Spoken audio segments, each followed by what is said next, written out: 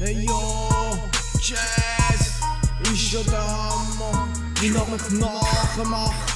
Hey, tönt gar nicht wie ich.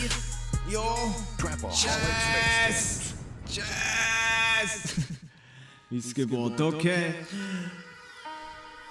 Wenn du wirklich ein Battle Rapper werden willst, dann sollst du dich nicht von der Realität so weit entfernen, Junge.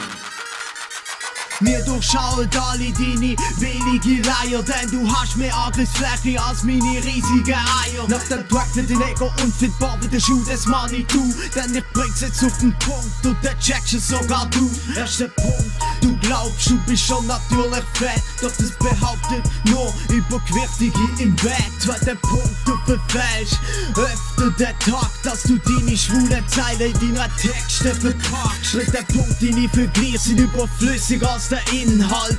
Es scheint, als wär einfallslos in deinem besten Einfall. Vierter Punkt, die Flow ist leider mehr als schwer verständlich. Wegen der glaubt jetzt jeder, das Turnier wär in Holländisch. Aber scheißegal, jetzt kommt der letzte Punkt. Und das ist auch der Grund, wieso ich weiterkomm. Ich pass nicht in das Bild, doch will Standard will. Fragst du, wieso jeder mit auf dich innerlich geht, obwohl ein paar sogar den Standard will.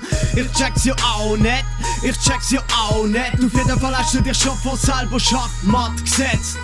Ich check's ja auch nicht, ich check's ja auch nicht. Auf jeden Fall wird jetzt deine Demütigung zur Schau gestellt. Du bist offensichtlich ein Opfer wie dumme Models ins Queen, denn du machst dich noch lächerlicher als Charlie Sheen.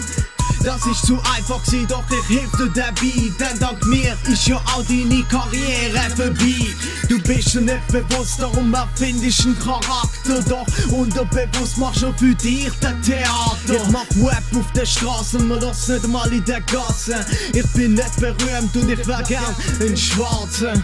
Doch der Gedanke, dass mich öffentlich ein Kind fickt, wird selbst für den Michael Jackson zu kindisch. Ich frag mich, wieso haben sich so wenig bei dir beschwert. Ich mein, im Battle, die nicht ziehst wie ein Arschgeburt, nur umgekehrt. Doch du merkst nicht einmal, gefickt wirst doch wie's Big Daddy Freud. Schickt dich auf den Kinderstrich und mach aus dir Money Boy. Money Boy, Money Boy, Money Boy, Money Boy, Money Boy, Money Boy, Money Boy, Boy, Boy, Boy, Boy.